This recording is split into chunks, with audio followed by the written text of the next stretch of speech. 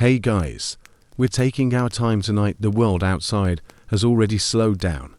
Yellow squares are fading in the windows of high-rise buildings. Someone will still be flipping through the tape. Someone will be late for the last tram. And you are already lying down, feeling your body slowly becoming heavy. Silence and the echo of the day are mixed in the air, and it is time to surrender to philosophy that sounds like a lullaby, but let's be honest, you would probably never last. A whole night alone with your thoughts without any distraction.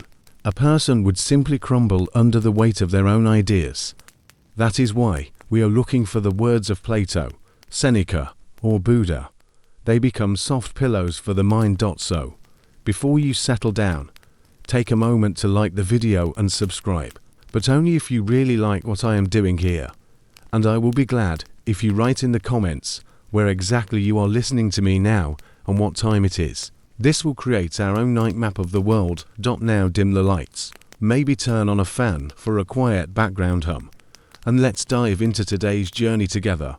You feel the bed cradle you, and with that first deep exhale, thoughts scatter like birds from a wire. It's always like this at the edge of sleep, a parade of unfinished tasks, half-remembered names, and the heroic plan to finally organize that one drawer where chargers go to retire.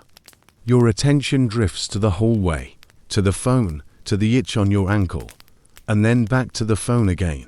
This is where discipline actually begins, not at sunrise with motivational music, but right here, in the gentle chaos of your mind as it tries to bargain for one more scroll, one more thought, one more little thunderclap of novelty. Tonight, you notice the tug of war in real time, and you choose to remain, to breathe, to practice the simplest therefore hardest act of discipline, staying.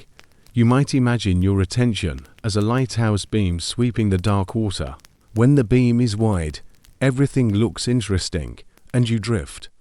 When the beam narrows, boats see a safe harbor. Andrew Huberman would tell you that this narrowing, this deliberate constriction of focus is not mystical. It's mechanical. Your eyes and body posture influence your brain state, and your brain state influences your behavior. So you let your gaze soften on one point in the room, the corner of the curtain, the slow rotation of the fan, and you feel the noise recede. You are telling your brain what matters, and your brain is listening like a well-trained dog who also happens to have a PhD. The room calls a degree. Your breath lengthens, and you realize how fragile attention has always been. In the Middle Ages, monks followed the rule of St. Benedict, moving through the hours of prayer like beads on a cord, and whether or not they used the word neuroplasticity, they were training it gently, daily, predictably to hold a shape. Historians still argue whether such strict schedules primarily served spiritual devotion or incidentally preserved Europe's literacy through disciplined reading and copying. But either way, attention had a home and a bell. You give your attention a bell too, just a quiet one, the steady count of 4 in, 6 out. Each cycle is a room you walk through untidy. Sock here, book there, pride somewhere under the chair. Please ignore the dust bunnies discussing labor rights. Light joke number 1. If they unionize, they'll demand better corners. Your mind smiles and settles. The fan adds its soft mo to him. The window gives you a thin thread of city air, and you notice that simply noticing the exit ramp from compulsion. There's a quirky ancestor cheering you on from 1925. Hugo Gernsback's isolator, a wooden, felt-lined helmet with a narrow slit that blocked out sound and sight, so writers could finally finish their pages. Sensible, debatable, fashionable, only if you're courting a sleep paralysis demon.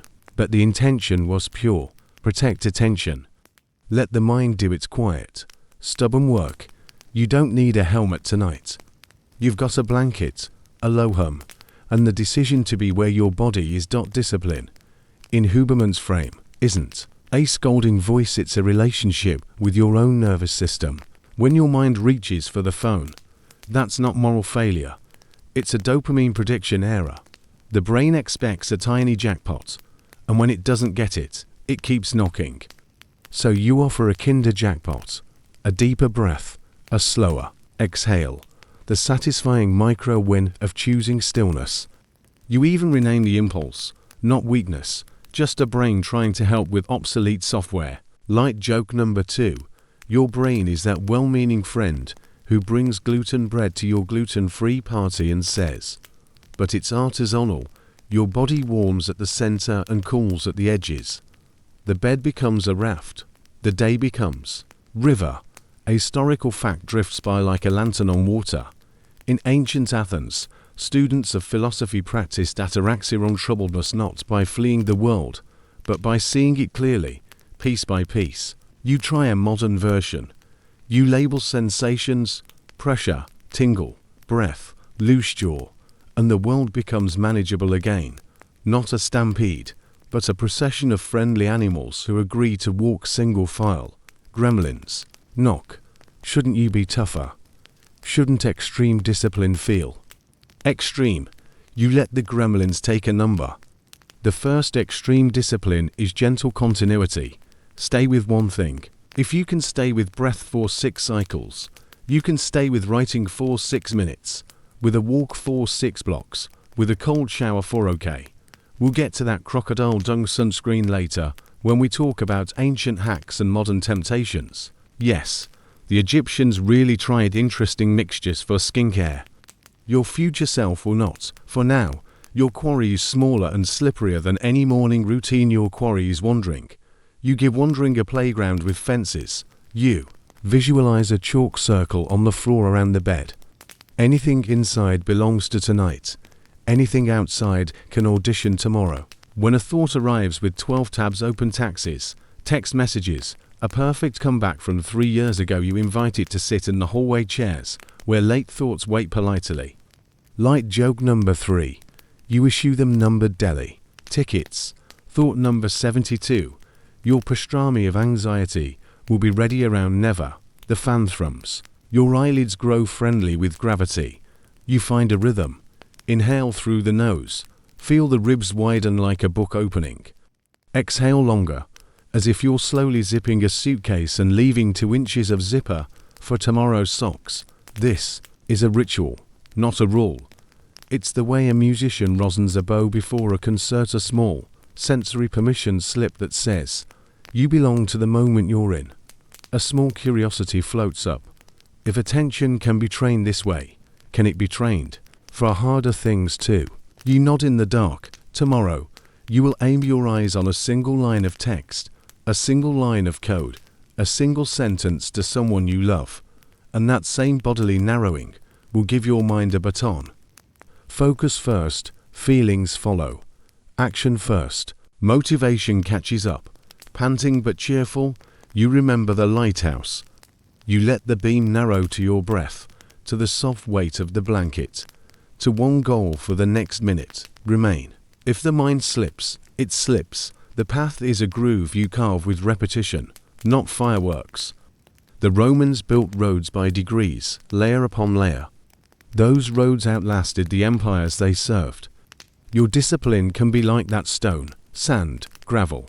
Patience laid in the dark by a person with a lamp who keeps walking until morning dart. And if a last bit of doubt whistles through the window, what if all this is too simple to matter? You let it whistle, because simplicity is often a disguised pinnacle. Before clocks were standardized, the bell and the sun were enough to orchestrate whole towns. You have a bell and a sun inside you now, breath, gaze, pasture. You tilt them gently, and tonight answers by tilting back.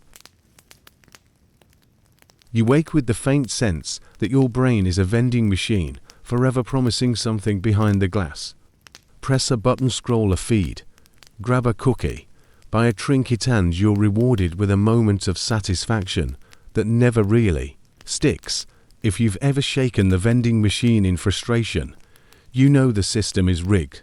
That's dopamine for you, the ancient currency of effort, a molecule that convinced gladiators to enter arenas, convinced pilgrims to trudge over mountains, and now convinces you to binge watch a series about gladiators and pilgrims until your eyes look like olives in brine. It feels good, doesn't it? That spark of anticipation, that quick zing when your phone buzzes. Andrew Huberman would remind you that dopamine isn't just about reward, it's about pursuit. The brain releases it when you're reaching, not when you've actually caught the thing. The Roman gladiator in the Colosseum probably felt more dopamine when polishing his armor before the fight than when receiving the laurel crown afterward. Historians still argue whether the crowds admired the gladiator's discipline or were simply addicted to the spectacle of blood. Either way, the anticipation was the hook, not the aftermath. Tonight, as you lie in your quiet room, you realize your own hooks are smaller, shinier, less bloody, but no less manipulative. Notifications, snack cabinets, the Amazon Buy Now button, they're the digital lions circling your discipline. You remember that crocodile dung sunscreen we teased earlier? Egyptians used it not just for its supposed protective qualities, but also because the ritual itself gave them a sense of safety. It wasn't the dung, it was the dopamine anticipation that they were safe. We're still using funny rituals today, though now the dung is Wi-Fi shaped, a quirky point of interest. Sailors in the 18th century got a dopamine rush from landfall itself, but from the first glimpse of seabirds circling overhead. That moment signaled survival, food, and fresh water nearby. Your equivalent might be the notification chime that makes you jolt like a parrot spotting crackers. The pattern hasn't changed, your nervous system still runs on the ancient lottery of cues and promises. So here's the science, tucked in like a warm sheet. When you attach discipline to dopamine properly, you can make hard things feel rewarding in themselves. Instead of waiting for the jackpot, you learn to savor the pull of the lever.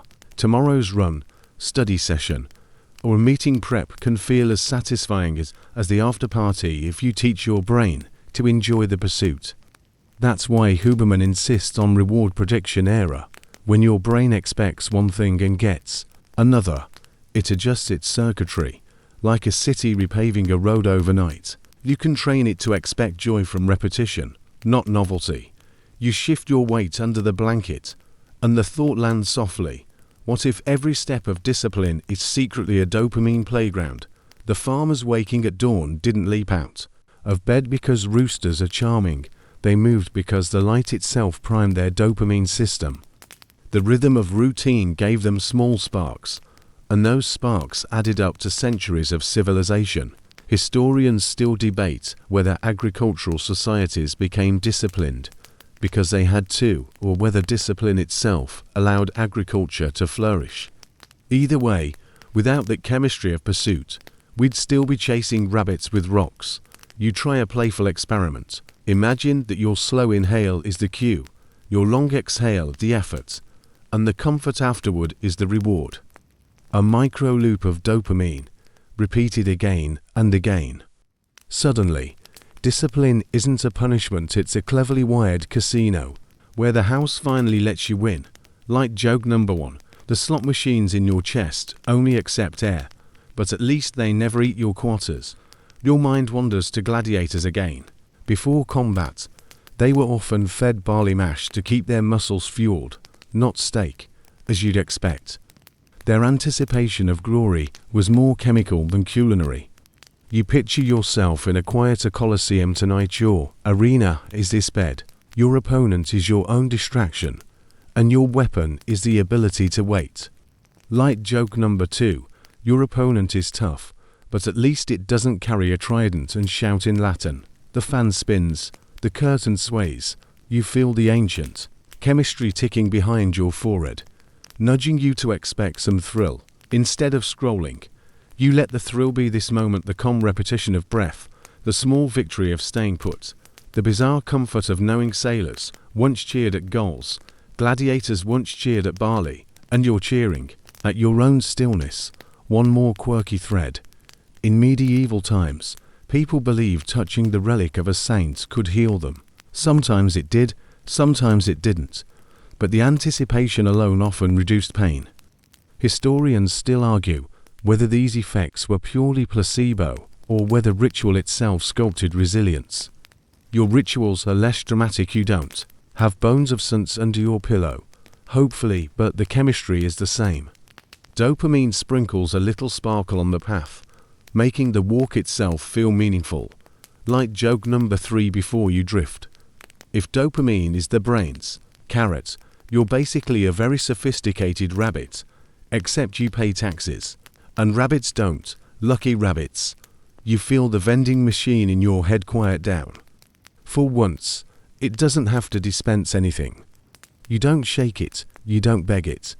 You just lie here, enjoying the hum of ancient chemistry repurposed for rest, realizing that discipline is not about starving the system, it's about teaching it to light up at the right things.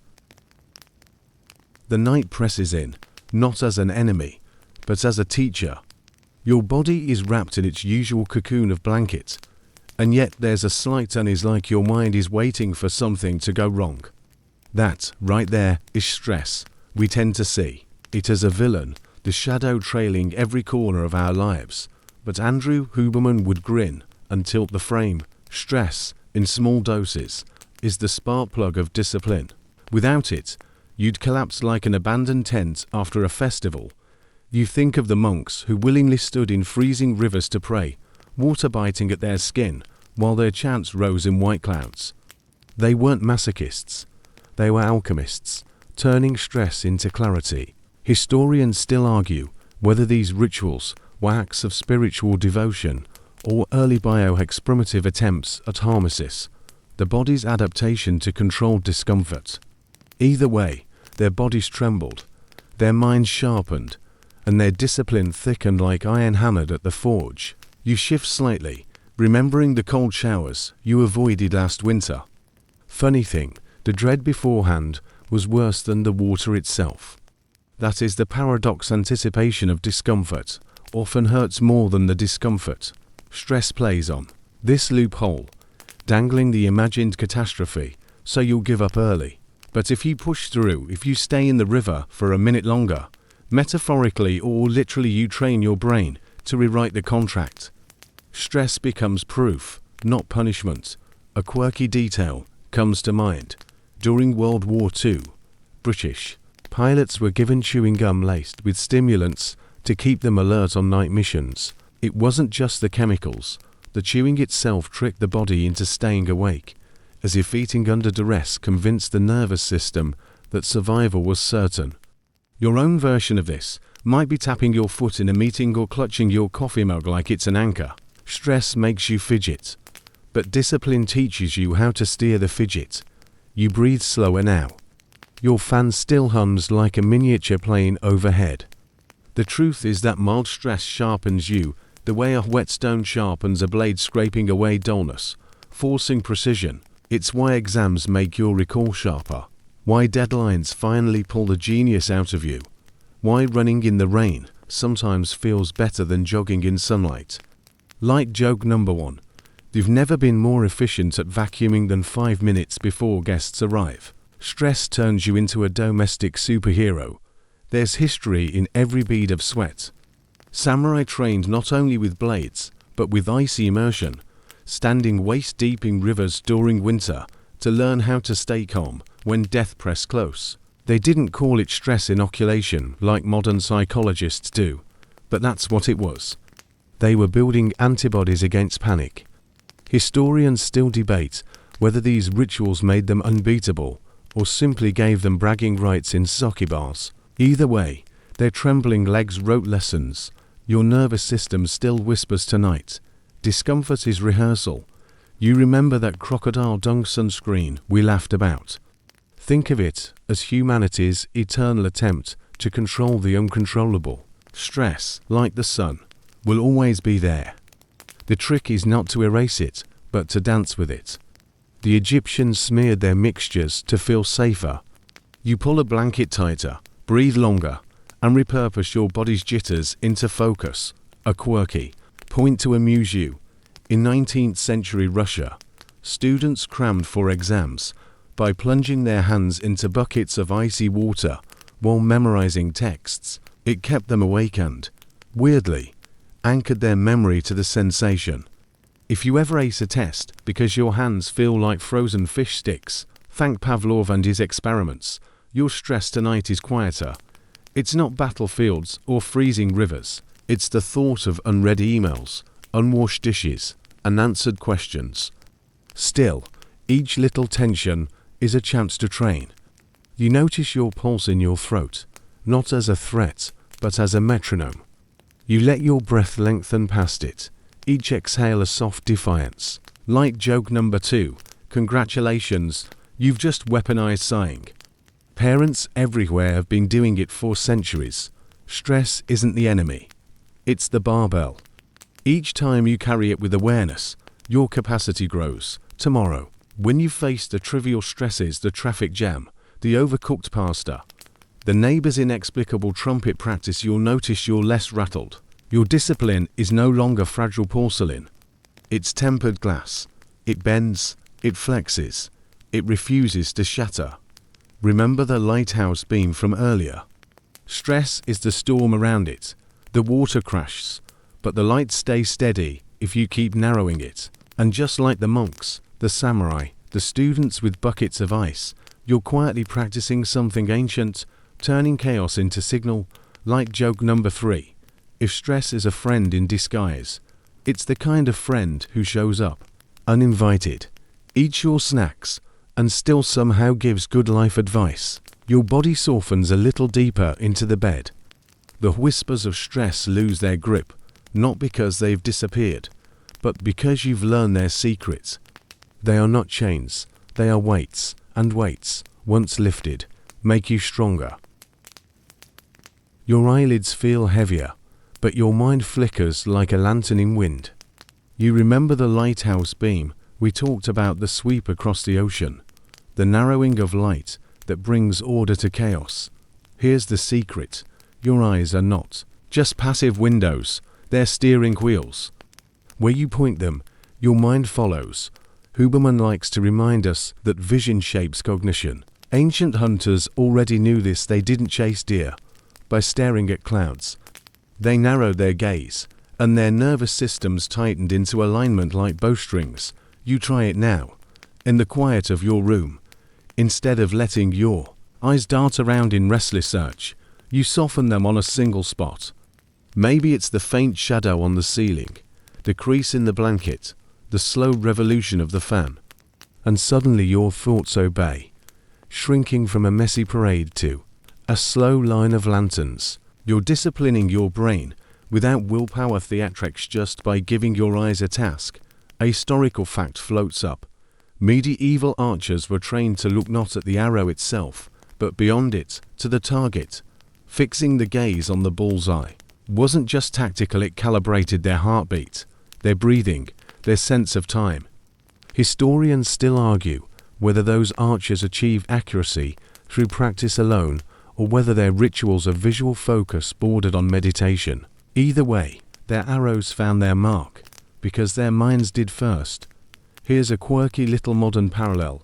Surgeons in the 20th century reported that when operating, they would sometimes forget to blink. Their visual tunnel so tight it tricked their bodies into freezing. Patients survived because focus became so complete it drowned out thirst, hunger, even fatigue. You, of course, don't need to perform surgery tonight. You just need to focus on staying here, with the hum of the fan and the soft map of shadows. You might laugh at how simple this sounds. Focus where you look. Isn't that obvious? But consider how often your eyes betray you, scanning headlines, flicking to the fridge door, skimming text messages when you should be skimming your breath. Light joke number 1. Your eyeballs are basically two hyperactive puppies who never stop sniffing. Tonight, you're giving them a leash. You close them for a moment, and focus shifts inward. What do you see in the dark? Flecks, shapes, old memories. Like film reels, your brain is still narrowing vision. Only now the canvas is internal. You imagine the monks copying manuscripts by candlelight, their eyes squinting not just to trace letters, but to trace God. That visual discipline preserved entire libraries through centuries of chaos. Without their squint, half of Aristotle might have vanished. Historians still debate whether those monks knew the magnitude of their work, or whether they were simply following rules rung by bells. Either way, their eyes focused, and the world remembers. Now, You test another trick. Instead of narrowing, you expand your gaze peripheral vision. You let the corners of the room in, the vague outlines of objects. Huberman would explain, broad vision calms the nervous system, signals safety, quiet stress. Hunters used it when scanning fields, and shepherds used it while watching flocks. It's as if your body whispers, no predators nearby, no tigers in the grass, you can relax. Light joke number 2. Unless your neighbor's cat counts as a tiger, then you're doomed. The discipline lies in toggling. Narrow vision for action, broad vision for calm. A night before a joust would squint down his lance to pierce focus. After the clash, he'd scan the field, making sure no one was sneaking up behind. You practice the same rhythm tonight. Tighten, release, narrow, expand, focus, soften, a quirky curiosity to amuse you. Leonardo da Vinci wrote that when painting, he would blur his gaze deliberately, letting forms dissolve into shadows. That way, the essential shape revealed itself. He didn't know the neuroscience, but he was hacking perception centuries before Huberman's podcast. Try it now. Soften your eyes, let the details fade, and notice how the whole scene, the whole night, feels more forgiving. Discipline begins in the body, not in abstract slogans. Your eyes, those restless oracles, can sculpt your mind's chatter. Light joke number 3. If your brain is a stubborn donkey, your gaze is the carrot tied to the stick. Point it right, and the donkey trots along willingly. You're lying here, half dreaming, but in this half dream the lesson sticks. Every act of discipline starts with where you look. The gladiator polishing his armor, the monk tracing letters, the archer pulling the bowstring, the student staring at a single line of text. All of them practiced focus with their eyes before they ever conquered with their will. You're practicing too, and tomorrow, when you feel your mind scatter, you'll know you don't have to fight with slogans. You can just steer with sight. The fan hums, the blanket warms, and your gaze softens back to nothing. You are both hunter and monk, surgeon and sleeper. The world narrows into calm, and calm is a discipline of its own. Morning doesn't just arrive, it tunes you like a string. Even here in the dim room, you can feel the memory of sunlight waiting behind the curtains, a golden metronome that tells your cells which way is forward. Your nervous system keeps time, with a conductor lodged above your nose, the little clock in your brain that loves dawn, the way sailors love a lighthouse. When light hits your eyes, real light, the kind that makes leaves look freshly ironed, special cells whisper to that clock, wake the orchestra. Cortisol swells gently, not the villain, just the trumpet section warming up. Body temperature inches upward, and motivation rubs the sleep from its eyes. Light joke number 1. The sun is free coffee, and it never forgets your name. You remember last night's practice, how your gaze steered your mind.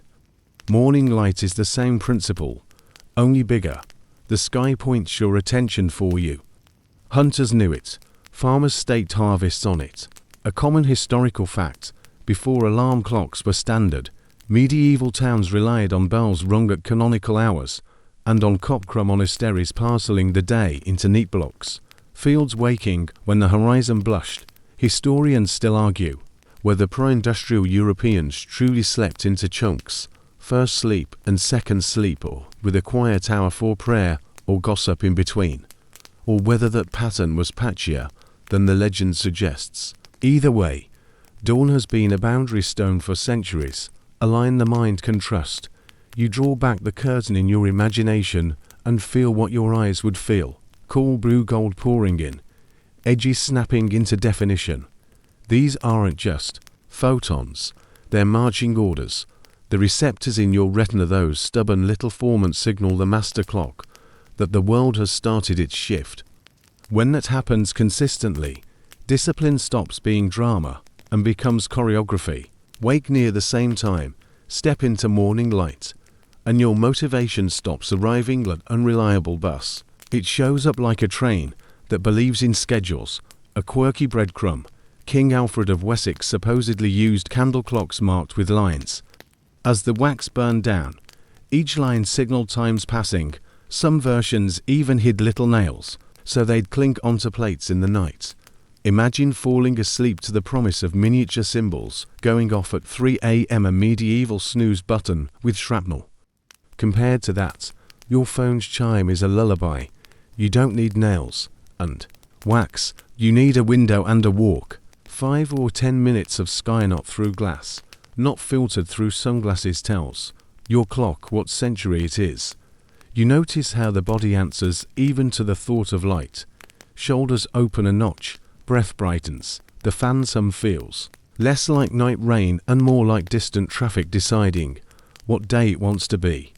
You picture sailors watching the eastern edge of the sea go pale, knowing the winds would settle and jobs would start. Light joke number 2. If roosters were an app, we'd all complain about the notifications and still forget to unsubscribe. Screens try to counterfeit this magic, but their glow is a tricky liar. At night, that blue-white rectangle whispers morning to your brain and your melatonin sulks off the stage. In the morning, ironically scrolling indoors behind glass whispers still night, and your clock glares, confused. It's jet lag without the suitcase, a time zone hop executed entirely from your pillow.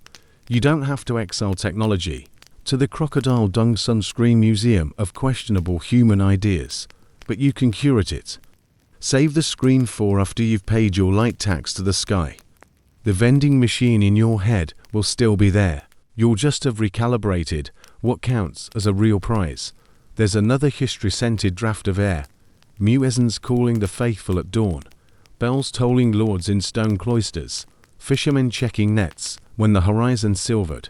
Entire culture's braided identity to sunrise because bodies behave better when the sun does the shouting. Historians still debate whether the invention of reliable artificial light gas lamps, then Edison's bulb liberated human potential more than it quietly shortened our attention span by pulling bedtime forward and back like taffy. Liberation carries a price tag. Your receipts are under eye circles. You run a tiny experiment from bed. Imagine tomorrow. No sunglasses until the world is obviously bright. A short step outside, even if it's cloudy. The unapologetic choice to look up and let the peripheral view widen. Hello, rooftops and pigeons. Hello, sky. Huberman would call that a nervous system cue of safety. Your entire physiology hears daytime, hunt the tasks. Heard the thoughts. You don't have to hunt anything dramatic. One email, one page, one sink rinsed. The small wins we stacked in chapter to ride on sunlight's rails. And there's humor in how the body cooperates once it knows the script. You've seen plants lean toward windows as if they're stretching for gossip. Humans do it too, we just wear pants and pretend. It's strategy. Light joke number 3. Call it heliotropism if you want to sound smart, or face planting into the sun if you want to sound honest. Either way, your neck gets involved. A marginal curiosity to tuck behind your ear. Roosters still crow even in constant light dark labs. Their circadian rhythm keeps time on its own, then fine-tunes to sunrise when it can.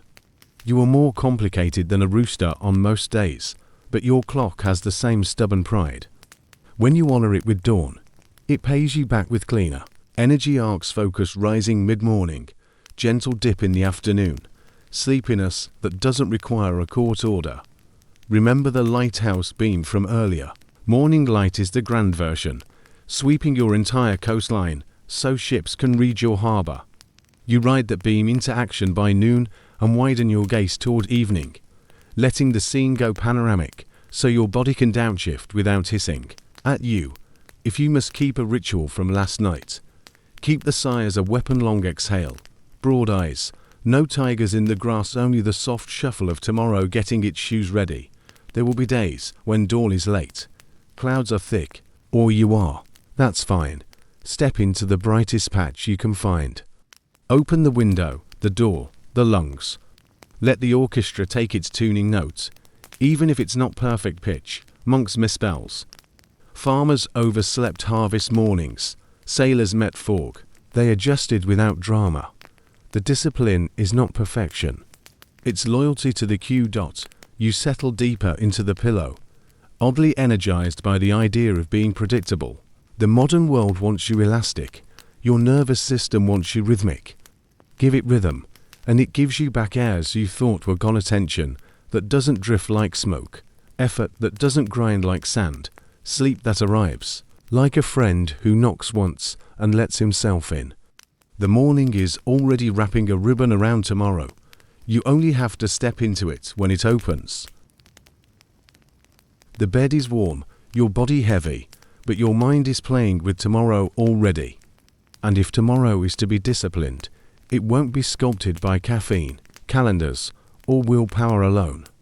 No, the real builder of iron discipline is something most people treat like spare change sleep. It isn't indulgence. It's the vault where resilience is minted.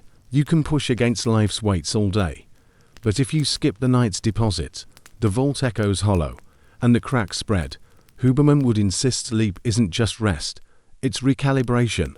Neurotransmitters reshuffle, synapses prune, memories are filed like letters in an ancient monastery's archive. Without those hours, you are a monk who forgot to copy half the page and wonders why the sentence won't make sense. Historians still argue whether Napoleon's legendary habit of catnapping through campaigns was genius efficiency or stubborn denial of biology. Either way, his empire collapsed, and your inbox probably will too if you imitate him. Think of emperors and generals guarding their sleep if it were treasure. Marcus Aurelius wrote about the weight of mornings, but didn't skip the discipline of evenings.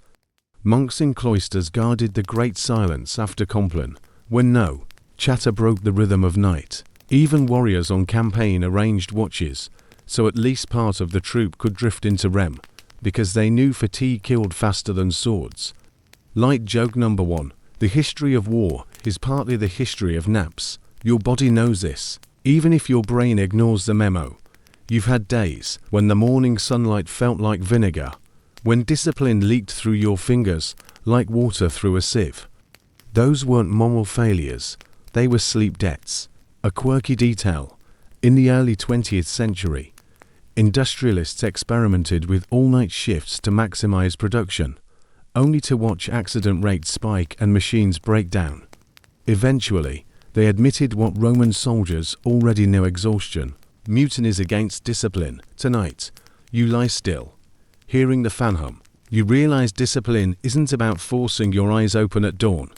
It's about letting them close properly at dusk. That means dimming light, cooling the room, and not feeding your circadian rhythm garbage at midnight. The Egyptians can keep their crocodile dung sunscreen. We've invented the worst ritual of scrolling TikTok under the blanket at 2 a.m. That little blue glow is a circus spotlight shining on your brain's clock, screaming, "It's morning," when it isn't. Think of medieval monasteries again. They didn't have Netflix, but they had rules. After a certain bell, silence, stillness, and darkness. That rhythm wasn't cruelty, it was neural hygiene.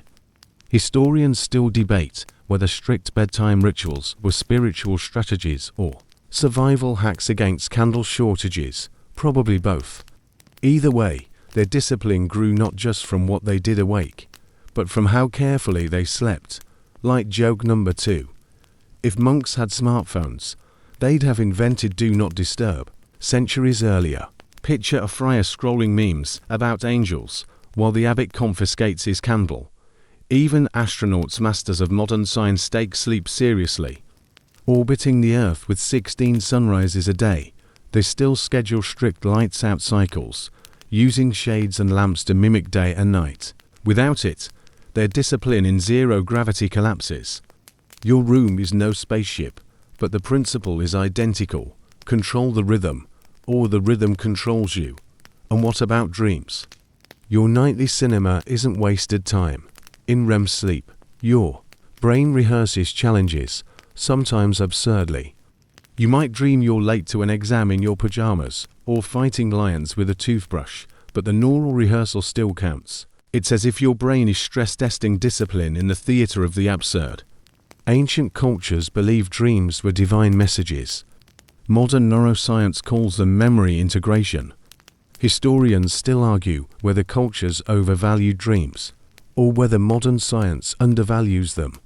Maybe both. So what do you do tonight? Wrapped in blanket, feeling the edges of drowsiness creeping in, you practice discipline by surrendering. You let the orchestra of hormones dim its notes, melatonin rising like a choir. You choose not to be Napoleon on campaign, scribbling at 2 a.m. instead. You're the monk who trusts silence, the emperor who knows rest is strategy, the sailor who sleeps in shifts, so tomorrow the ropes don't slip. Like joke number 3, if sleep were sold in bottles, gyms would charge triple and call it recovery elixir. Lucky you it's free. Your body sinks deeper, the fan's hum is steady, your breath has slowed, and the room holds you like an old library. Discipline tonight isn't a struggle. It's letting the vault lock behind you, storing tomorrow's strength. So when you wake with the sun, you don't stagger, you stride. The blanket hugs you like a cocoon, but the thought of cold water tiptoes into your imagination, and instantly your body flinches. That's right, you just had a stress response to a memory of temperature. And this is where the paradox blooms. Voluntarily stepping into discomfort is one of the sharpest chisels of discipline. The Spartans knew it, the Stoics wrote about it, and Huberman nods along, test tubes in hand. Cold water has been a stage for willpower since before plumbing. Spartan boys were tossed into rivers before dawn, learning to bear the bite of winter. Streams, their bodies shook, their teeth chattered, but their minds learned something profound. I can choose discomfort and survive it. Historians still argue whether these rituals were pure training for war, or a kind of ideological theatre suffering for suffering's sake to build a national myth. Either way, those shivers carved discipline deeper than any lecture could. You, tucked under your blanket, can test the idea safely.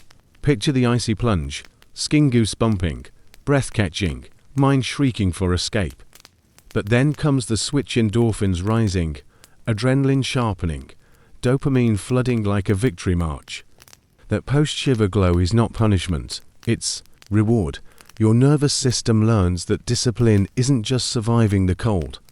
It's discovering fire inside the cold, a quirky point of interest. In ancient Rome, bathhouses weren't just steam and gossip. Many had frigidarium rooms, pools of cold water, where citizens dunked themselves after the heat. It wasn't luxury. It was recalibration. The shock to the system woke them sharper than any espresso. Romans claimed it cured melancholy, though like joke number 1, probably it just made them forget their problems for a while, because they were too busy screaming. Fast forward to today, and you've got ice baths trending on social feeds, athletes dunking themselves like cucumbers in pickle jars. Neuroscience now confirms what Stoics suspected: controlled discomfort rewires your brain's relationship to fear. You learn to meet stress, not flee it. In other words, discipline grows teeth in cold water. Huberman would explain. Cold exposure releases norepinephrine, a chemical that primes alertness and improves mood. Stay in long enough, and your dopamine levels rise and stay elevated, not spiking like sugar, but steady, like a campfire that doesn't burn out. Imagine carrying that flame into your day. Suddenly answering emails feels less like a guillotine, more like a slightly warm puddle compared to the ice you've already faced. But cold isn't just physical, it's symbolic. Think of soldiers in World War II enduring frozen winters in foxholes. Their stories aren't about glory. They're about survival, shivering hands holding rifles. Discipline there wasn't heroic slogans. It was staying put when every cell screamed for warmth. Historians still debate whether the Eastern Front was lost to strategy or to frostbite, but frost certainly had a vote. You chuckle softly under the blanket, grateful your front is the shower tomorrow morning. And yet, the lesson translates. When you choose cold on purpose, you train the same nervous system that soldiers and monks depended on. You practice standing where you'd rather run. Light joke number 2. Congratulations, you've turned screaming in the shower into cutting-edge neuroscience. There's even folklore wrapped around the idea. Scandinavian cultures believed cold plunges purified not just the body, but the spirit, especially when paired with saunas, heat, then cold, then heat again. It was a dialogue between extremes, a reminder that resilience is forged in contrast. You can't crave comfort until you've tasted its opposite. The monks in icy rivers, the Romans in frigidariums, the modern athlete in tubs of ice, they're all speaking the same language. Discipline loves discomfort, a quirky curiosity. In the 1800s, some European doctors prescribed cold baths as treatment for depression. Patients hated it. Some cursed their physicians. Yet many reported unexpected lifts in mood afterward. Historians still argue whether it was placebo, shock, or genuine neurochemistry at work. Perhaps all three, but the anecdotal chorus hums the same refrain. Discomfort is a teacher dressed in ice. You lie back, the fan whispering across the room, and decide you don't have to be Spartan tomorrow. You don't have to leap into a frozen river or wrestle a snowdrift. Maybe you start smaller. A splash of cold water on your face. An ending of the shower with 10 brisk seconds of chill. Micro discomfort, macro lesson. The nervous system doesn't grade by gallons, it grades by choices. Light joke number 3. If crocodile dung sunscreen made it this far in our story, then surely cold showers deserve a medal for being the only ancient hack people still volunteer. For your body relaxes even deeper into warmth, paradoxically soothed by the idea of cold. That's the alchemy, to imagine stress, rehearse it, accept it, and still feel safe enough to drift. You've turned icy water into a lullaby, Spartan rivers into bedtime stories, and discipline into something less like a drill sergeant, more like a loyal friend who nudges you into the river only to hand you a towel afterward. Your breath is slower now, a tide rolling in and out, and you start to notice the strange fact that you can actually steer your body with it. Breath is one of those things we take for granted, like shoelaces or door handles, until someone reminds. It's also a lever for the mind. Andrew Huberman loves this point. Breath is the only system that runs automatically and yet can be controlled at will. It's the steering wheel of stress. Don't you try it.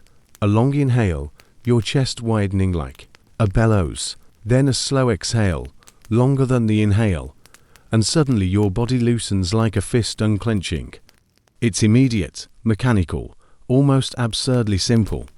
Ancient warriors discovered it by accident, holding breath before striking, exhaling slowly.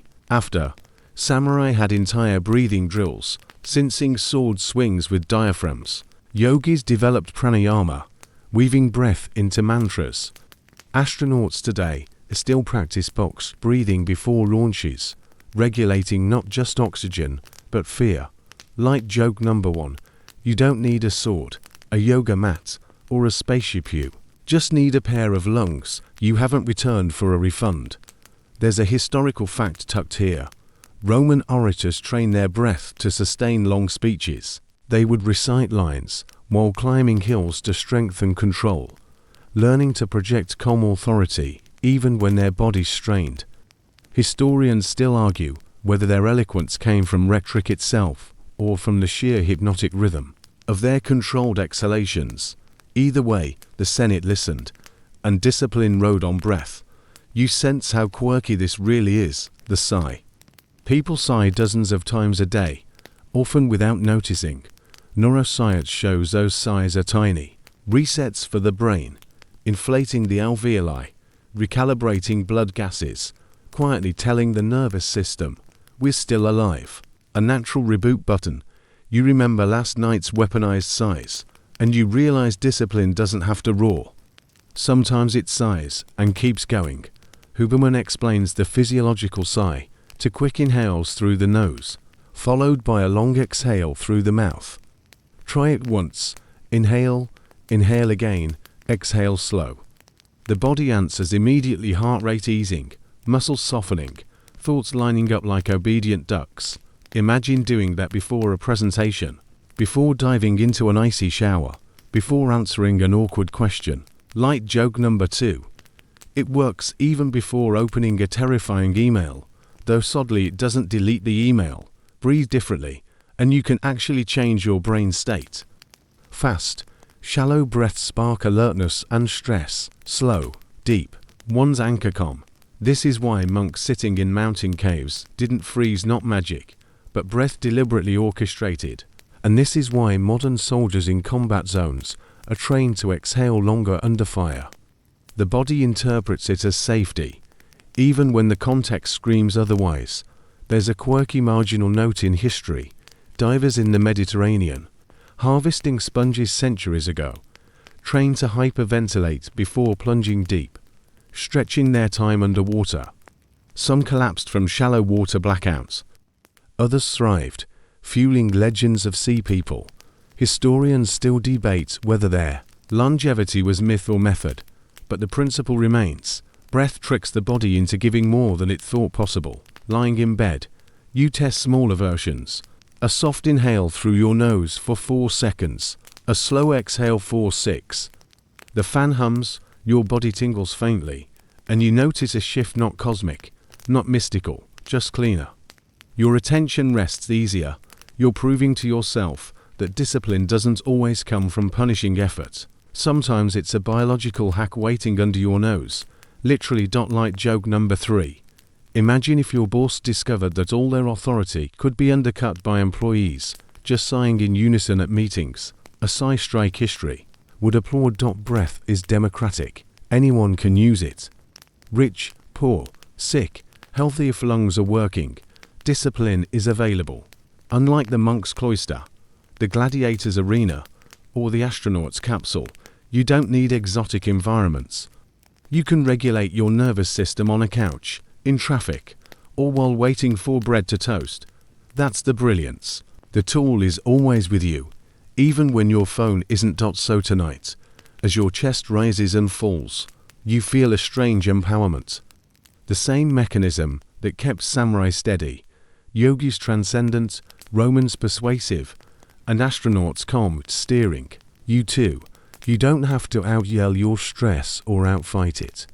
You can out-breathe it, and every time you do, your discipline sharpens quietly, invisibly, until it feels less like a heroic act and more like second nature. The steering wheel is in your hands, or rather, in your lungs. You turn it gently, and the road straightens. The night holds you steady, but your mind insists on sprinting ahead. Big plans, looming goals, half-baked promises. That's the trick of ambition. It loves mountains, but ignores the gravel path leading up. Huberman would lean in here, whispering, a reminder that discipline doesn't bloom in the grand gesture, it grows pebble by pebble. In the science of small wins, you glance back at history. The pyramids didn't rise from a single heroic lift. They rose stone by stone, each block dragged, hoisted, adjusted. Workers weren't picturing the whole gleaming monument. They were just sweating over one slab, then another. Historians still argue whether the builders were slaves, skilled laborers, or something in between.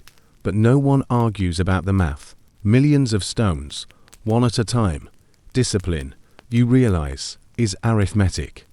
You don't become an ascetic monk, a gladiator, or an artist overnight. You become one by micro choices that stack like bricks. Finish one page, then another. Do one push-up, then a second. Walk one block, then extend it to 3. Neuroscience confirms this. Every micro goal completed releases a puff of dopamine. The brain's confetti cannon. Not so much that you float away, just enough that you want to return to the path. Like joke number 1, your brain is basically a tiny cheer squad with terrible pom-poms, celebrating every time you wash a single spoon. Quirky detail. Ernest Hemingway famously stopped writing not when he was exhausted, but when he knew what came next. That way, he left the page unfinished but reachable, making the next day's work easier. Micro-win strategy. Writers since have adopted the same trick, because discipline isn't about bleeding out on the page, it's about leaving yourself breadcrumbs. You think back to last night's eyes, to this morning's sunlight in your imagination. Those were small wins too. Breathing once, looking at light once, choosing stillness wants nothing monumental, but stack them together, and they shape the arc of an entire day. Huberman calls it behavioral momentum. Neuroscience calls it reward scaffolding. You call it survival, with a touch of style. And history is thick with this logic. Monks didn't copy entire manuscripts in a single trance. They copied line after line, often singing chants as metronomes. Builders of the Great Wall of China didn't imagine the whole serpent at once, they just carried bricks up the hill. Historians still debate whether their motivation was patriotism, coercion, or the promise of extra rice. But they kept stacking, and the wall still hums across mountains. The quirky marginal point. In the 19th century, productivity gurus in factories encouraged workers to use piecework rewards, tiny tokens, or pennies per unit. The system was exploitative, yes, but it also revealed something true. Humans crave visible micro-results. Today, we still use checklists for the same dopamine hit. Cross off laundry, and suddenly you feel like you've conquered Rome. Light joke number 2. Laundry is basically modern gladiator combat, minus the cheering crowd. You shift on the pillow, feeling the small win of simply noticing your body grow heavier. 1 brick for tonight, another for tomorrow. Discipline isn't glamorous, it's accretive. Even the neurons in your brain strengthen connections through repetition, not novelty. Synapses aren't fireworks. They're hikers laying down a trail until the grass learns to stay flat. So what's the science hack here? Shrink the goal until it's laughable. Instead of I'll meditate for an hour, start with 2 breaths. Instead of I'll write a novel, write 1 sentence. Your brain doesn't scarf, it rewards. Small wins are Trojan horses that smuggle momentum into your nervous system. A quirky historical curiosity. Benjamin Franklin kept a journal where he tracked 13 virtues daily. He didn't aim for moral perfection all at once. He ticked off small acts of temperance, frugality, and sincerity. Historians still argue whether he truly mastered them or just liked drawing little boxes, but his discipline grew by repetition of the minor. Light joke number 3. If Franklin had a Fitbit, he'd have been insufferable at dinner parties. Gentlemen, I have walked 10,000 steps of virtue today. The fan continues its hymn. Your eyelids dip lower. You realize you don't need the full map tonight, just 1 more step on the gravel path. Small wins, stacked like soft bricks, build walls of discipline that last longer than fireworks. Tomorrow, when the day nags you with grand expectations, you'll remember this quiet architecture. 1 stone, 1 page, 1 breath, and you'll know that even pyramids were built by tired humans muttering, just 1 more block. Your body is already halfway dissolved into the mattress, but your mind, that restless magician, starts bargaining. I'll do the laundry if I can watch 1 more episode. I'll finish the report if I can snack first. I'll write the essay if I can play 1 song in the background. And here's the secret. Bargaining isn't always laziness. Sometimes it's neuroscience in disguise, what Huberman and behavioral economists call temptation bundling. Pairing pain with pleasure is an ancient trick monks in medieval Europe used to weave or garden while chanting hymns. The repetitive motion made the hours of prayer bearable, while the hymns transformed the labor into devotion. Sailors sang shanties while hauling ropes, not because sea ballads make knots stronger, but because the rhythm made endless pulling tolerable. Historians still argue whether the songs were about coordination or simply a way to stop sailors from deserting. But either way, bundling saves ships from drifting. You do it too, in miniature. You scrub dishes with a podcast, exercise with music, pay bills while sipping coffee. Each bundle is a neural sleight of hand, dopamine laced through discomfort, teaching the brain to stick with tasks that otherwise feel like chewing sand. Light joke number 1. The entire invention of study playlists is just humanity admitting homework is intolerable unless Beyoncé helps. There's a quirky story from history. In the 18th century, English knitters would carry their needles everywhere, working on stockings while walking, talking, even gossiping. Work and social pleasure braided together, discipline disguised as pastime. Some guilds even frowned on knitters who worked in silence, worried it might look joyless and suspicious. Imagine being judged for not bundling temptation. Huberman's neuroscience agrees. If you want to make discipline sustainable, attach a sweet to the bitter pill. Don't forbid all comfort, just make it conditional. You want the show? Walk on the treadmill while watching. You crave dessert? Pair it with finishing your reading. You long for gossip? Fold laundry while you call. Suddenly, your brain stops classifying chores as punishment and starts filing them under reward paths. You remember the vending machine of dopamine from Chapter 2. Bundling is like sneaking broccoli into the candy machine. You trick the circuitry until it stops noticing the difference. Light joke number 2. Discipline, but make it stealthy cuisine.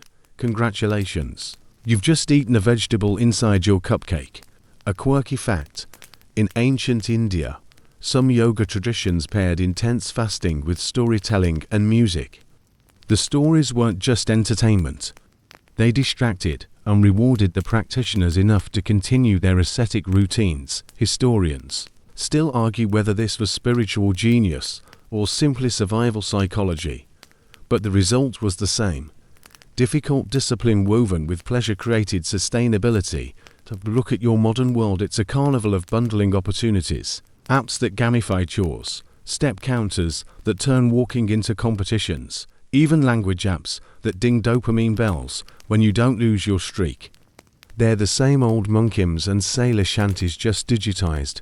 You may laugh, but when you feel pride at maintaining a streak, you're using an ancient hack with a modern glow. Dash up dots and notice this. Bundling doesn't cheapen discipline. It doesn't make you weaker. It's a bridge. You don't cross a canyon by demanding your legs grow longer. You build a bridge plank by plank. The brain is wired to seek pleasure. Discipline learns to piggyback. Light joke number 3. Imagine if gladiators had Spotify. Every fight would have been a TikTok montage. This sword swing brought to you by my hype playlist. The fan hums steady. Your eyes blur softer. You realize discipline isn't all grim jawlines and clenched fists.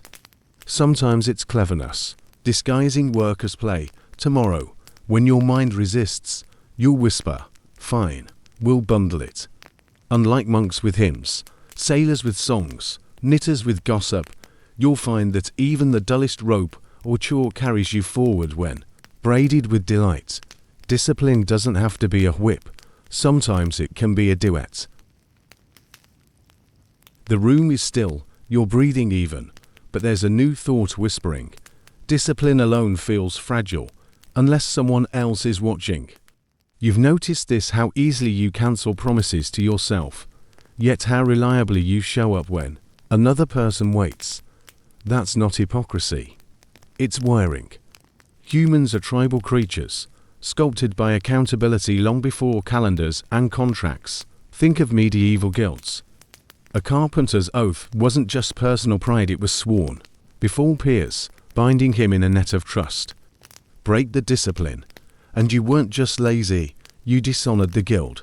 Historians still argue whether guilds enforce standards to protect craftsmanship or simply to protect monopoly.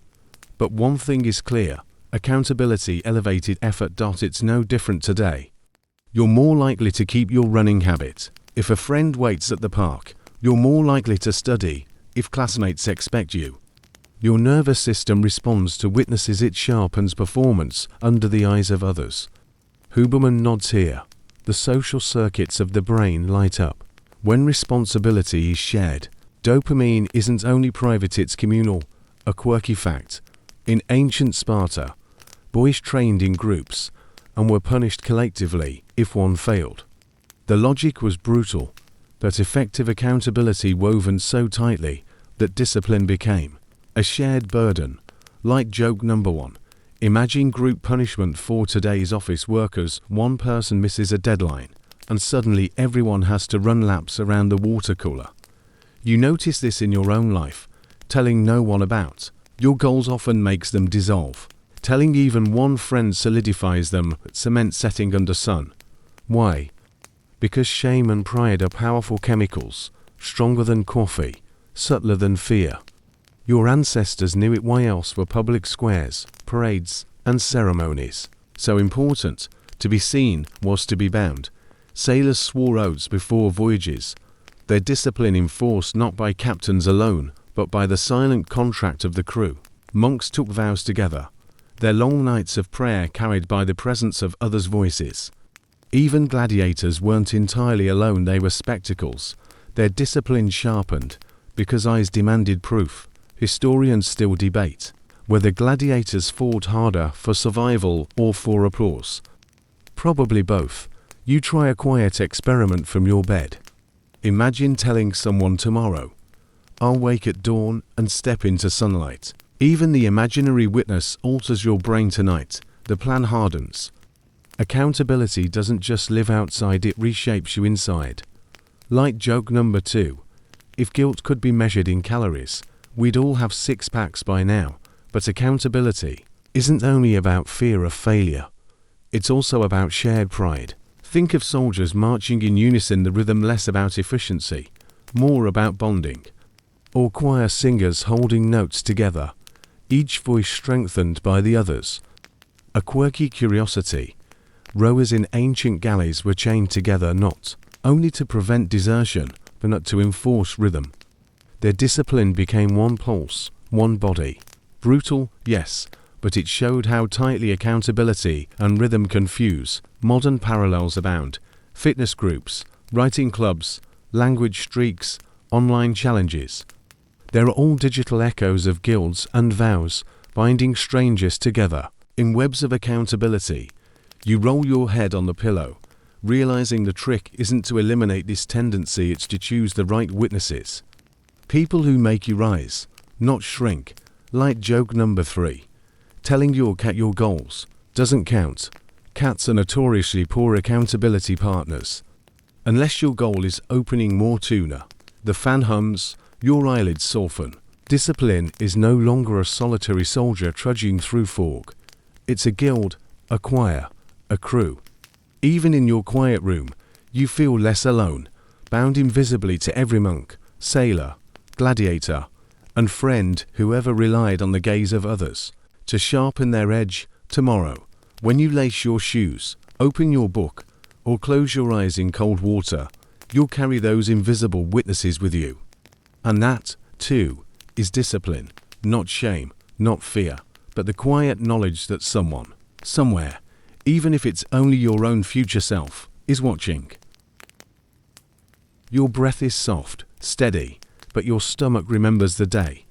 Hunger, cravings, comfort. Discipline isn't just in your mind or your schedule. It's in your plate. The science of willpower has a pantry, and Huberman insists what you eat fuels or sabotages the nervous system that drives discipline. History has always known this. Roman feasts were legendary, tables sagging under roasted boar, honeyed wine, grapes, oysters. Discipline at those feasts, fragile at best. Senators nodded off in marble halls while slaves fanned them. Contrast that with the monk's plain bowl of rice or bread, chosen not to torture themselves, but to anchor focus. Too much indulgence drowned clarity. Too little starved energy. Historians still argue whether Stoic simplicity was genuine philosophy or just a practical diet of people to pour for banquets. Either way, the lesson rings. Discipline has always depended on balance. You think of modern life, your pantry is a mix of dopamine grenades, sugar, salt, processed neon snacks shaped like moons or dinosaurs. They're engineered to light up. Pleasure pathways like a casino at night. Eat enough, and discipline falters not because you're weak, but because your brain chemistry is hijacked. A quirky fact: in the early 20th century, scientists discovered soldiers fed high-sugar rations, showed bursts of energy, followed by crash so steep they nicknamed it March drunkenness. The wrong fuel unraveled resilience faster than any enemy. Light joke number 1. You don't need enemies storming the gates when you've already been ambushed by a family-sized bag of chips. Huberman would explain. Stable blood sugar equals stable mood equals stable discipline. Protein and fiber slow the rise, prevent the crash. Your nervous system doesn't care about gourmet. It cares about predictability. It's the same reason farmers trusted porridge. It carried them steadily from dawn to noon. There's also ritual in food. Japanese samurai practiced hara-hachibu eating until they were 80% full. It wasn't deprivation. It was control, teaching the body that discipline means stopping before desire does. Historians still debate whether this tradition made them healthier or simply more obedient to cultural codes, but the effect remains: less indulgence, more control. You roll under your blanket, imagining a future version of yourself swapping sugary jolts for a steady fuel. Not glamorous, not Instagram-worthy, but quietly revolutionary. Discipline is less about heroic fasting and more about consistent choices that don't swing you like a pendulum between euphoria and collapse. A quirky curiosity. In Victorian England, some factories banned alcohol during shifts, not out of moral panic, but because productivity plummeted after liquid lunches. In contrast, monasteries brewed weak beer, liquid bread, so monks could stay nourished during fasting without spiraling into chaos. One drink collapsed discipline, another supported it. Context mattered. Light joke number 2. Imagine explaining to a medieval monk that modern humans drink kale smoothies for discipline. He'd probably bless it, then politely spit it out. And don't forget timing. Eating late at night confuses the circadian clock, just like staring at a glowing screen.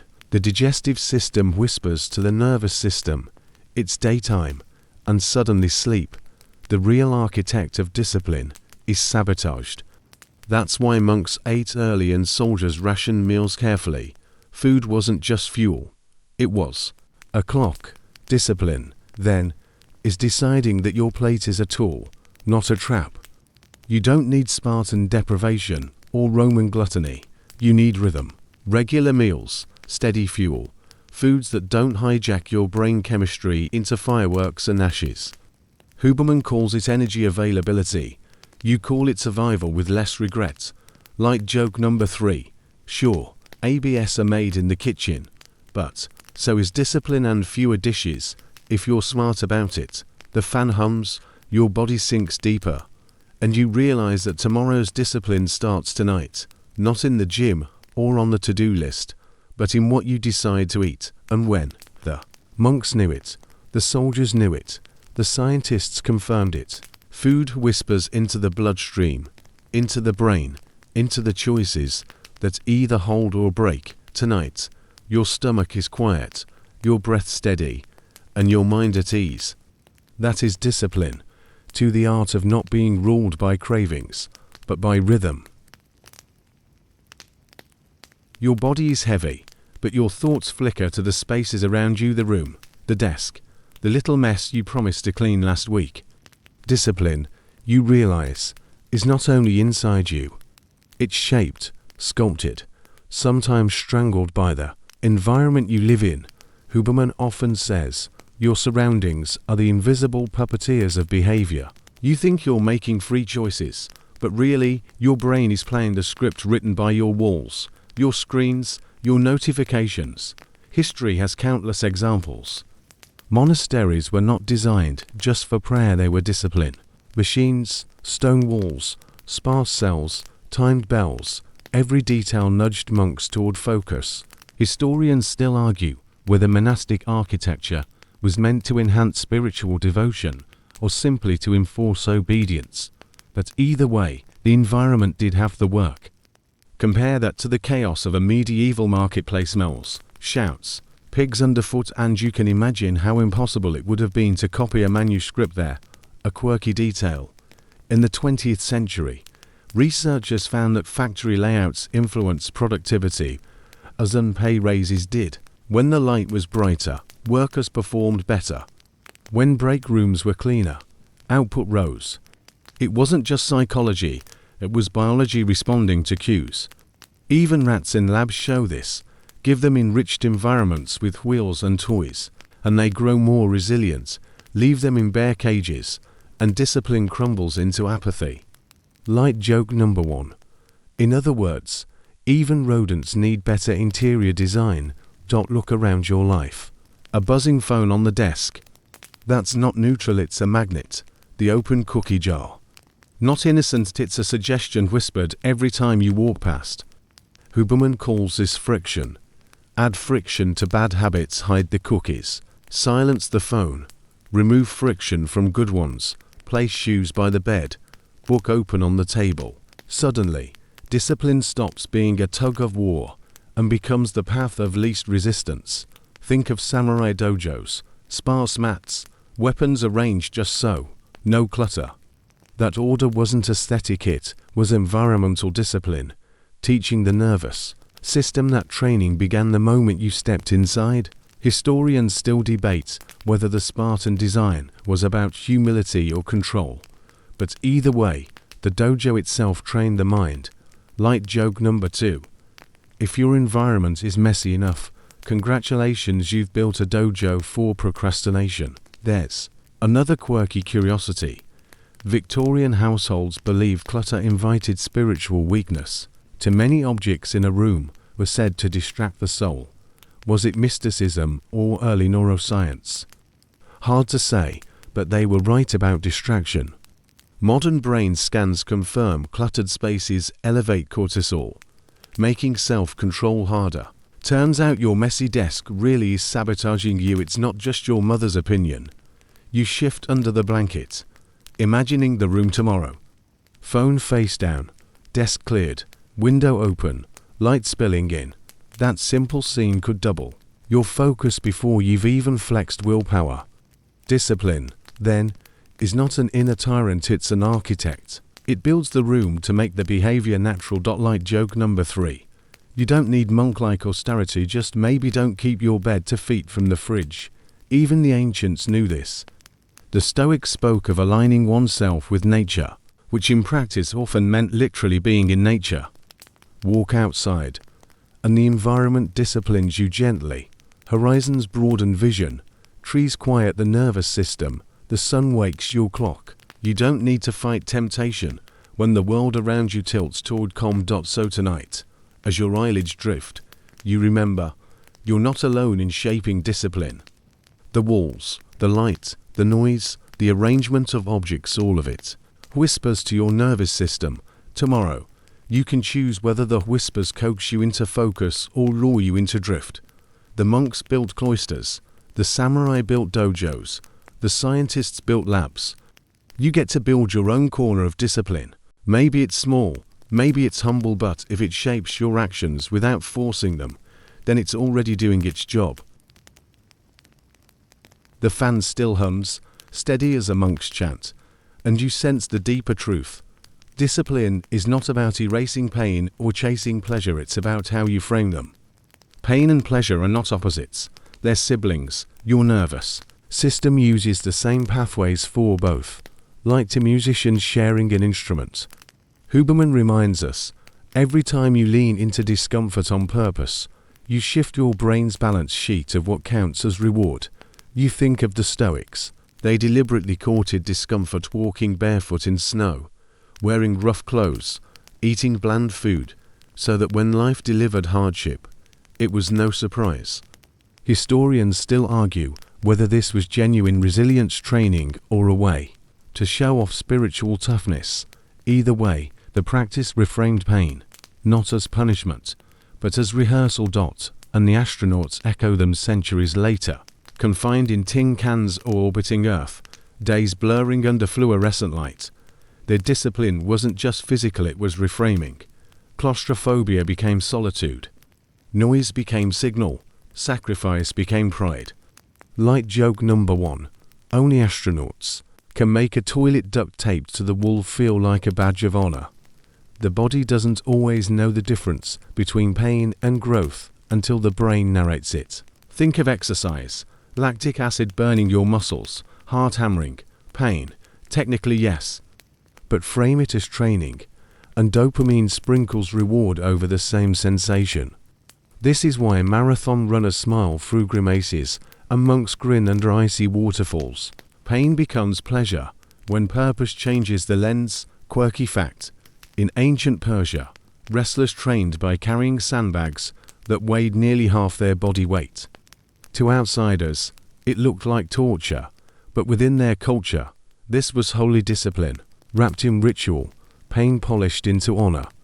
Historians still debate whether their religious overtones were central or just window dressing, but the effect was clear. Frame discomfort as sacred, and the body obeys. You try it here, under the blanket, the ache in your back from lying still to long pain.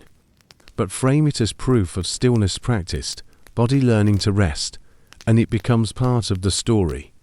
Huberman calls this interoceptive reframing, the nervous system adjusting its meaning assignment. Your ancestors called it virtue, or honor, or sacrifice.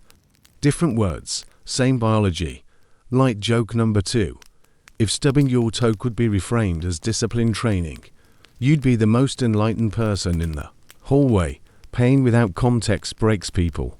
Pain with meaning builds them. That's why soldiers in trenches sang songs, why prisoners carved days into stone walls, why monks fasted and farmers prayed. All of them found ways to stretch the frame of pain until it contained dignity. There's a quirky curiosity about medieval flagellants, people who whipped themselves in public to atone for sins. To us, it looks unhinged, masochistic, but in their frame, it was salvation, control in a chaotic plague-ridden world. Historians still argue whether they sought true religious purification or simply psychological relief, but they remind us of the central fact: pain, when reframed, becomes tolerable, sometimes even addictive. Pleasure, too, needs reframing. Too much, too often, and it dulls into background noise. Roman emperors drowning in luxury grew restless, paranoid. Modern humans scrolling endlessly through pleasures on demand grow restless, too. Huberman's science explains why. Each pleasure spike lowers the baseline of dopamine, so that ordinary joys feel grey. Discipline means rationing pleasure, the way monks rationed candles enough to see, not so much that you blind yourself. Light joke number 3. It's not that Netflix is evil, it's that your brain wasn't designed for 14 consecutive episodes of medieval dragon politics at 2 a.m. Pain and pleasure aren't enemies. Then they're weights on a seesaw. You don't aim to abolish either, you aim to balance. Step into cold water, and suddenly warm tea is paradise. Walk in silence, and suddenly a conversation is music. Fast a day, and suddenly bread is divine. The reframing is the discipline, the willingness to choose when and how to tilt the seesaw. The fan hums on, your breath slows. You lie here, quietly reframing your own discomfort's aches as signals, cravings as choices, fatigue as preparation. Pain isn't chasing you, and pleasure isn't tricking you. You're holding both, steady as a scale, learning what warriors, monks, and astronauts already knew, that the difference between suffering and growth is often just a sentence whispered to yourself in the dark. The night is deepest now, your breath thick as velvet. You feel the story has carried you far, from monks in rivers to gladiators polishing armor, from sailors with songs to astronauts with sighs. All along, discipline has been the thread, but here comes the last knot. Discipline isn't only something you do, it's something you are. Identity is the final scaffold. Huberman says the brain loves consistency. If you believe you're the disciplined one, your nervous system leans into choices that confirm it. If you believe you're sloppy, lazy, or just not a morning person, the same nervous system makes sure to deliver on that prophecy too. The world calls it self-image. Neuroscience calls it predictive coding. You call it the story you tell yourself before the alarm rings. History proves it. Knights didn't just wear armor, they became the armor. To be a knight meant vows of discipline, loyalty, courage, restraint. Break those, and you weren't a knight anymore, no matter how shiny the steel. Monks wove their robes into identity too. They weren't men who occasionally prayed. They were prayer wrapped in flesh. Athletes, soldiers, artists each wore discipline as costume, until it sank into skin. Historians still argue whether these roles created true inner change or merely outward masks, but either way, the repetition rewrote lives. A quirky fact: samurai would sometimes sleep in partial armor, so their bodies learned the weight. Waking meant moving already in character, no gap between man and identity. Imagine if you slept with sneakers on like joke number 1. You'd be either the most disciplined runner alive, or just really confused in the morning. Identity, once chosen, removes much of the daily debate. If you're the kind of person who runs, you don't ask every dawn whether to lace shoes. If you're the kind of person who keeps promises, you don't renegotiate every deadline. The brain craves less debate, more automation. Discipline thrives not on heroics, but on character. Think of sailors again, bound by oaths. They weren't just men rowing, they were crew. That identity anchored them more than chains. Or take gladiators, men who, once branded by training schools, were no longer anonymous citizens, but performers of discipline, carrying that role into the sand. A quirky curiosity: some gladiators even earned fan clubs, identities reinforced by cheers. Historians still argue whether they were slaves first or celebrities first, but their discipline became inseparable from their names. You consider yourself. What if tomorrow you whispered, "I am disciplined," not as bragging, but as fact? The brain begins hunting for evidence to prove it. Wash the dish, finish the email, step into sunlight. Small wins become proof of the larger costume. Light joke number 2. Identity is basically cosplay. Brain takes way too seriously. Put on the costume often enough, and eventually the con never ends. And yes, identity requires environment, pain, pleasure, witnesses, all the earlier chapters. But they orbit this final gravity: who you say you are. Without identity, discipline is a rented suit worn once, returned wrinkled. With identity, discipline is tattooed under the skin. A quirky example to tuck into your pillow: Benjamin Franklin, with his 13 Virtues journal, didn't just check boxes. He began calling himself a man of order, temperance, industry. Did he fail often? Of course, but by narrating himself as disciplined, he bent behavior toward that gravity. Historians still debate whether Franklin truly mastered virtue or just enjoyed role-playing the part, but his identity crafted deliberately shaped his legacy. Light joke number 3. If Franklin had Instagram, his bio would have read influencer in self-control. DM for virtue collapse. The fan drones. Your eyelids hang heavy. You feel the journey land. You're no longer just practicing discipline in isolated hacks. Gaze, breath, cold water, small wins. You are shaping a character, an identity, a cloak you can wear tomorrow. Knights wore armor, monks wore robes, astronauts wear suits. You'll wear discipline like quiet skin, unnoticed but unbreakable. And that's the secret ending. You don't force discipline forever. You become the person for whom discipline is simply what happens next. And now the story slows, lengthens, softens like the last notes of a song played for an empty hall. The world outside is hushed, the yellow squares in windows long gone dark. You are still here, and your body has followed the arc of discipline without fanfare. From monks in rivers to astronauts in silence, you've seen how every generation struggled with the same nervous system for eternity. Fragile, distractible, tempted and yet capable of becoming steady, strong, almost serene. Think of it: breath as a steering wheel, vision as a switch, stress as a tool, food as a clock, pain as a frame, identity as armor. None of it was heroic in isolation. All of it was ordinary.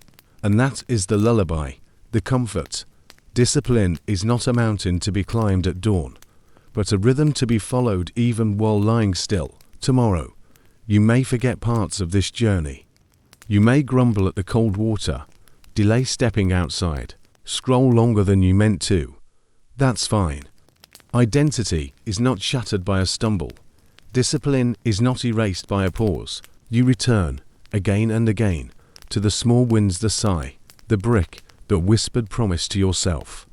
Each return is a thread in a stronger rope dot, so let your breath lengthen now, let the fan blur into background, let the muscles sink as if, melting into the bed itself. The night carries you. The body knows what to do. Your nervous system, fragile as glass and strong as iron, is already practicing the deepest discipline. Surrender. Sleep will finish the lesson.